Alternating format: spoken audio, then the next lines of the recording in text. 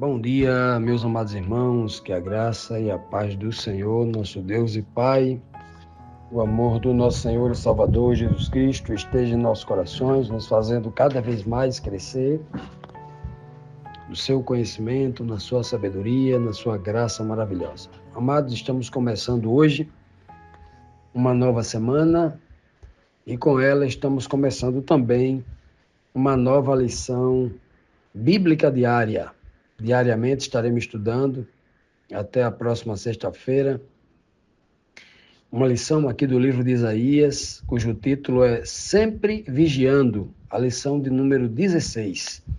Vamos então para o verso síntese que se encontra em Isaías 21, versículo 8, que diz assim: Então o vigia gritou: Ó Senhor, dia e noite tenho ficado no meu posto e estou sempre vigiando.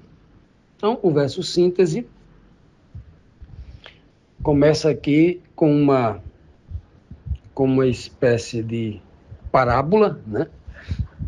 Uma linguagem em que o Senhor está tentando transmitir alguma mensagem para o seu povo, usando a figura de um guarda, de um atalaia, de um daqueles soldados que ficavam sobre os muros de Jerusalém, em uma daquelas torres de vigia,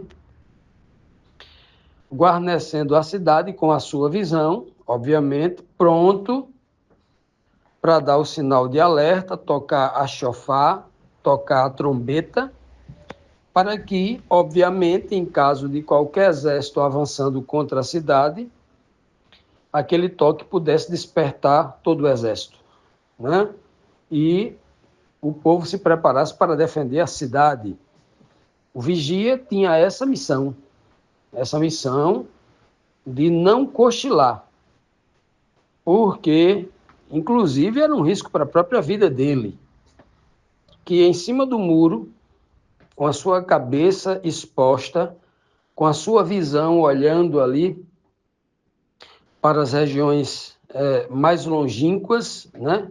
O máximo que ele podia avistar ao longo do horizonte, principalmente à noite, né? À noite era um perigo muito grande para o vigia, porque uma flecha poderia acertar a sua cabeça, né? É por isso que no Salmo 91 é dito, o Senhor, né? Não tema a seta ou a flecha que voa de noite, né? Olha que coisa. Pois é. Então o vigia ele estava exposto a isso. Primeiro que tudo, ele tem que ter amor à sua própria vida, porque a primeira vida em risco era dele. Depois ele era responsável, responsabilidade aí sem tamanho, ele era responsável por a segurança e a vida de toda a cidade. Porque se ele não vigiasse corretamente, alguém poderia subir pelo muro dele, né?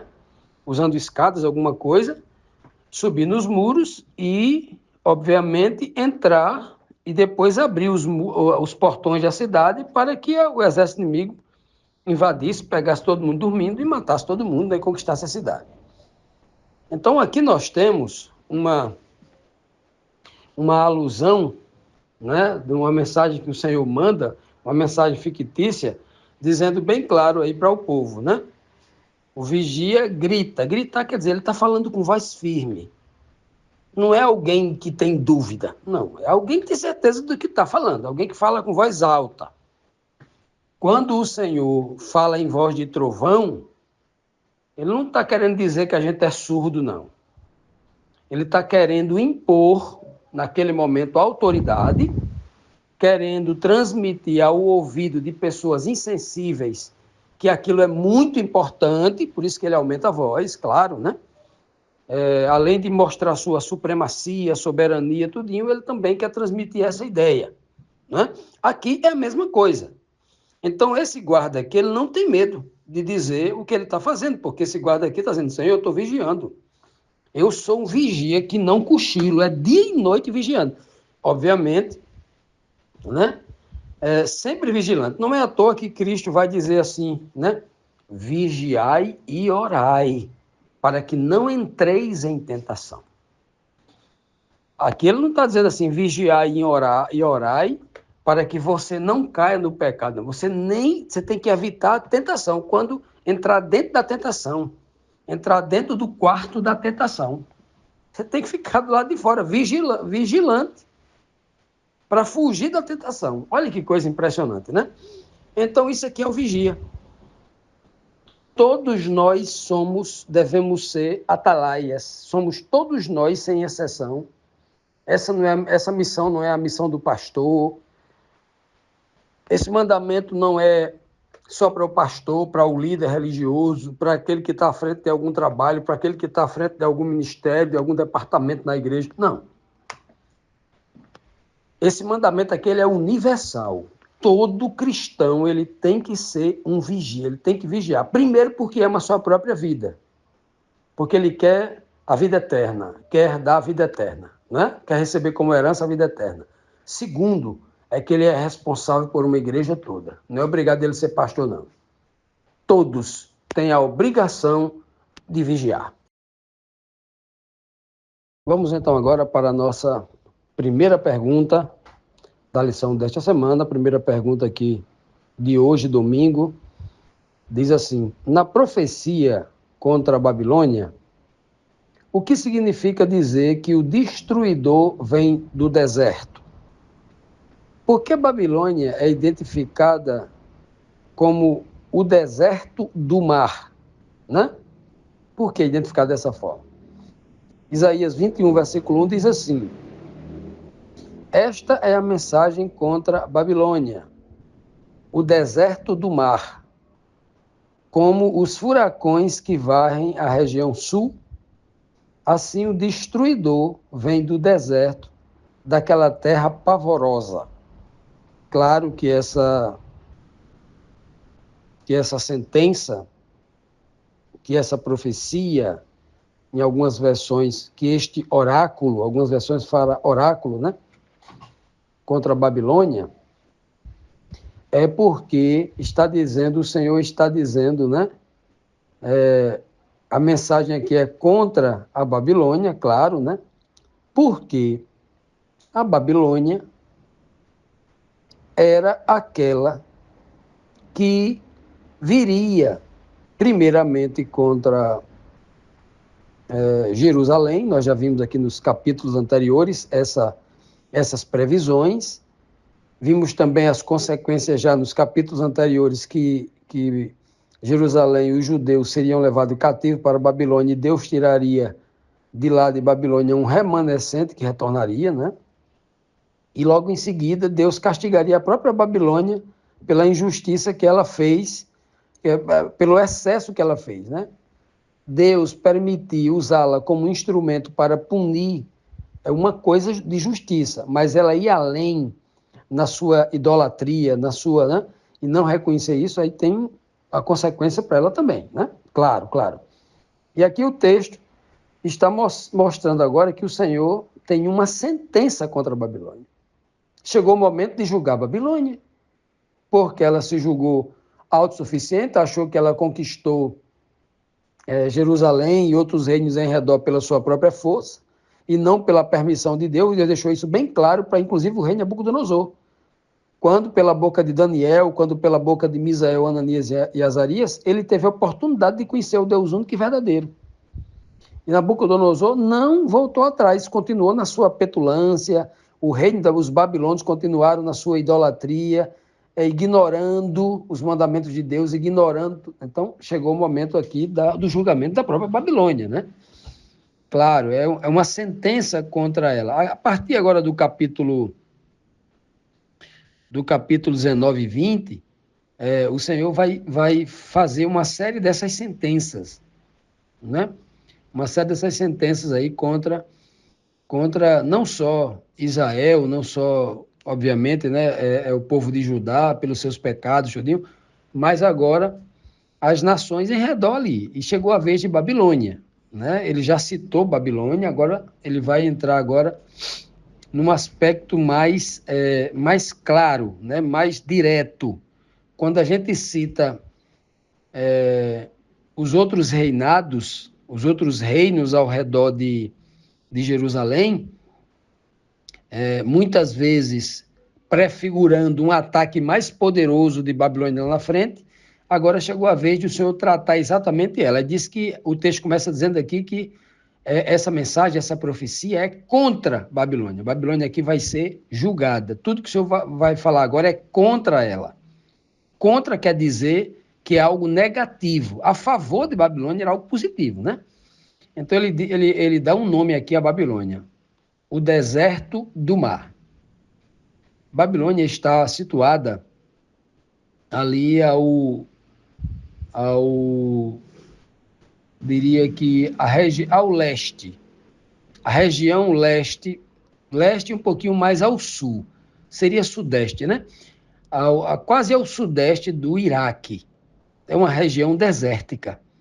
Aquela região do Iraque, ela é muito desértica, aquela região. Lá na Babilônia, não era tão desértico, porque a região da Babilônia, eles tinham ali o rio Eufrates, né? Uma região ali que tinha vários riachos e tudo, que era uma região mais abundante em água, não era tão desértica, né? E, do outro lado, claro, também o rio Tigre, é uma região ali onde os babilônicos tinham essa fartura ali, mas a região da Babilônia inteira ali é uma região desértica, né? E quando ele fala o deserto do mar, isso é interessante demais. Por quê? Porque aqui no Apocalipse 17, por exemplo, nós encontramos uma mulher que é chamada, no capítulo 17, a mulher sentada sobre uma besta, ela é chamada de a grande cidade babilônica. No capítulo 18, o nome dela é claro lá, Babilônia, Babilônia. A mulher que viste sentada sobre o grande animal, sobre a grande besta, é a grande cidade. É o último verso do capítulo 17, o verso 18 diz isso. E no capítulo 18 ele vai dizer Babilônia. O nome desta mulher, desta cidade, mulher e a cidade é a mesma coisa, é Babilônia. E ela está onde? No capítulo 17, João diz que um anjo levou ele a um deserto. E neste deserto, ele viu uma mulher sentada sobre um animal. E essa mulher estava sentada sobre muitas águas, mar de muitas águas, que significa povos, multidões, nações e línguas. Então, quando a Bíblia diz aqui que Babilônia é o deserto do mar, porque o deserto tem aquela visão de infinitude. Você olha, só vê areia. Você não vê uma árvore. Você, né? Deserto é deserto. Né? O deserto do Saara, por exemplo, né? Você não vê uma árvore de 50 metros de altura. Você não vê uma árvore de floresta nessa região. Né? Então, é algo assim... quando ele cita isso aqui, deserto do mar, dá esse nome lá, Deus, na sua infinita sabedoria, já está preparando aqui o alicerce, as bases, para que quando chegasse os dias lá do Apocalipse, a João, já esse simbolismo já fosse muito claro na mente das pessoas que estavam estudando como seria o fim de todas as coisas. Né? Aí ele conclui dizendo, como os furacões que varrem a região sul. Quais são os furacões que varrem a região sul daquela região?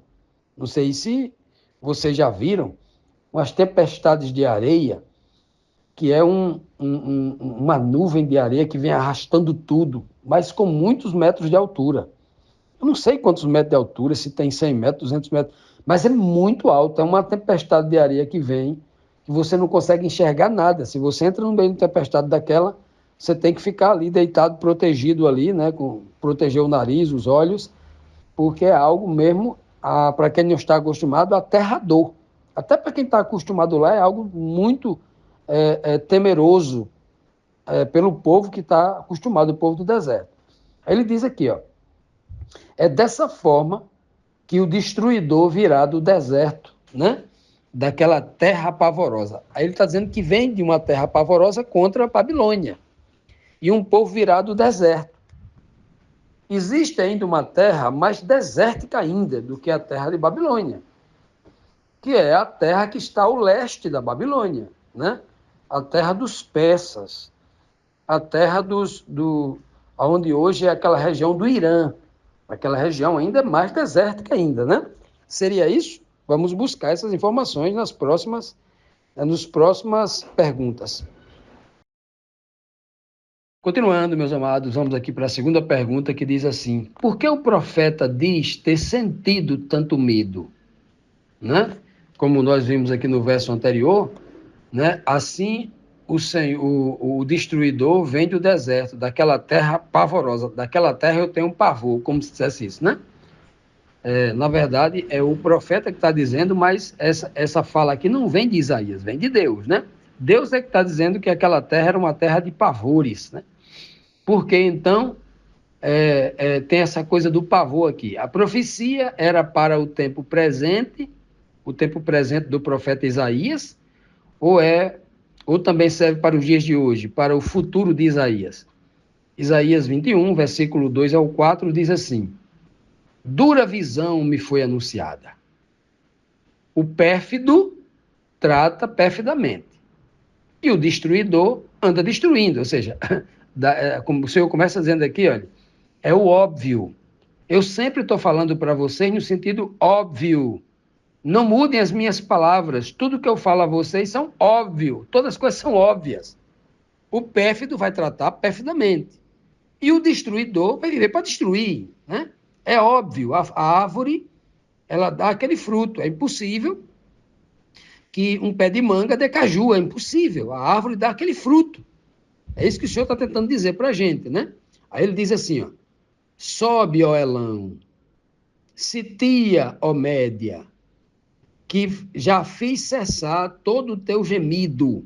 Vamos parar por aqui e vamos comentando. Vamos lá. Veja que ele cita aqui Elão. Quem é Elão? Elão é exatamente o Irã, os persas.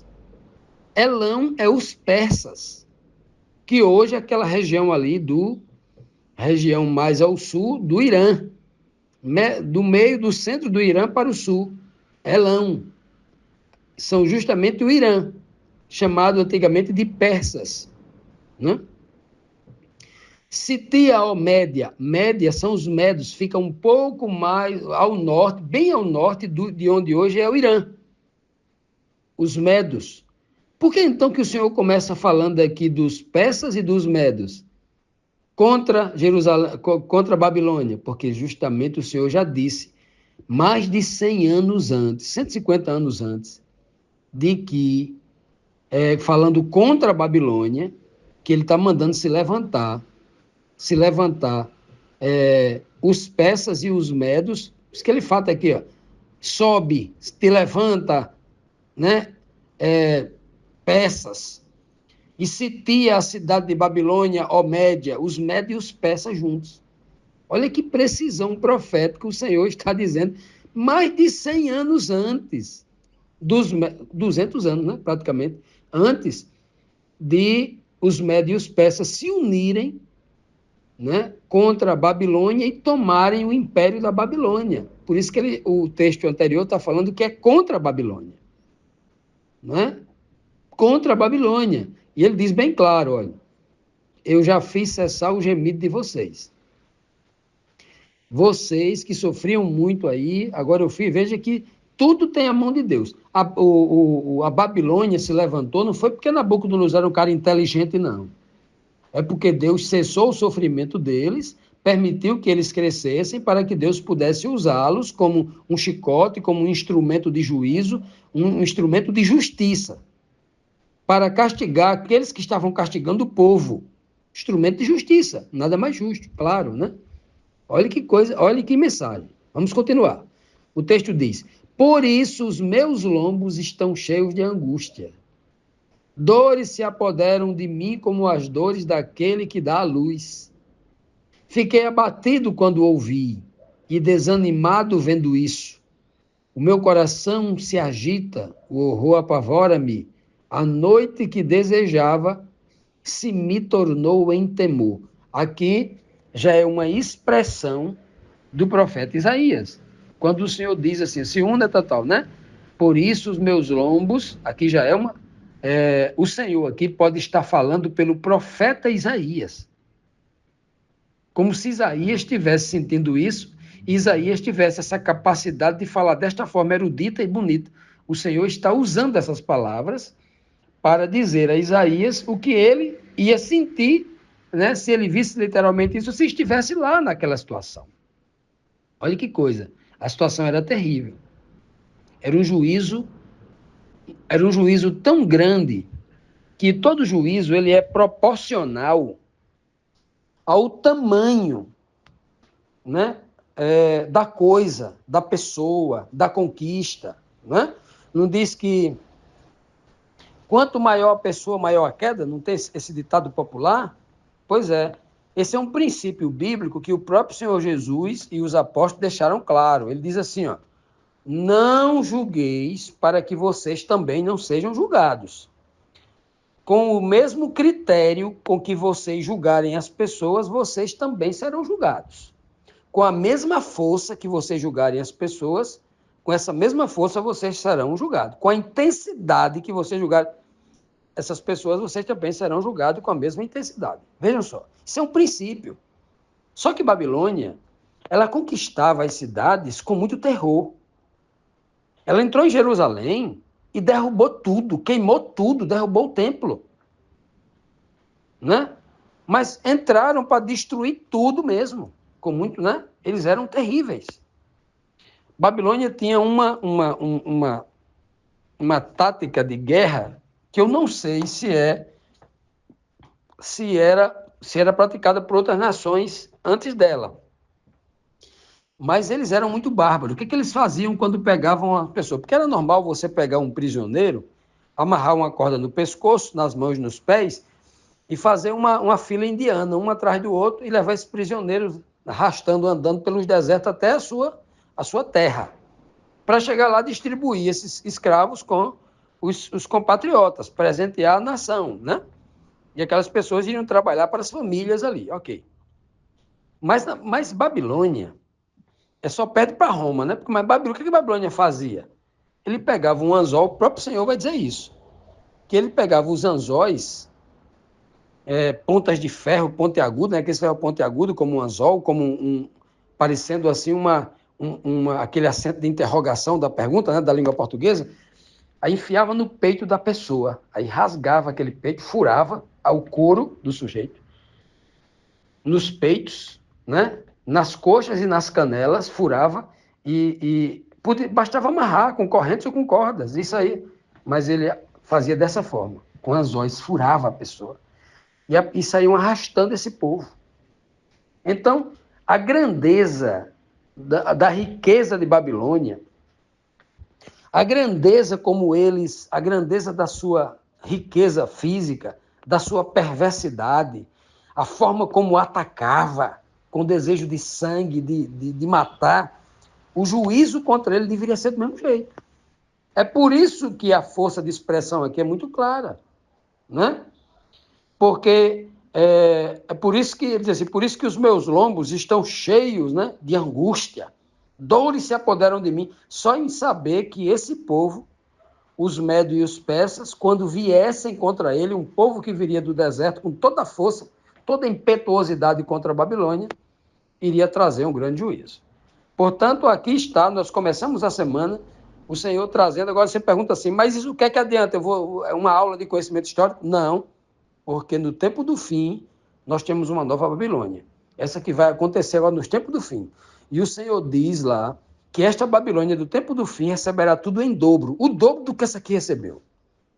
Ela receberá em dobro, capítulo 18 de Apocalipse. Em dobro. Ela será queimada, destruída 2 vezes. Olha que coisa impressionante.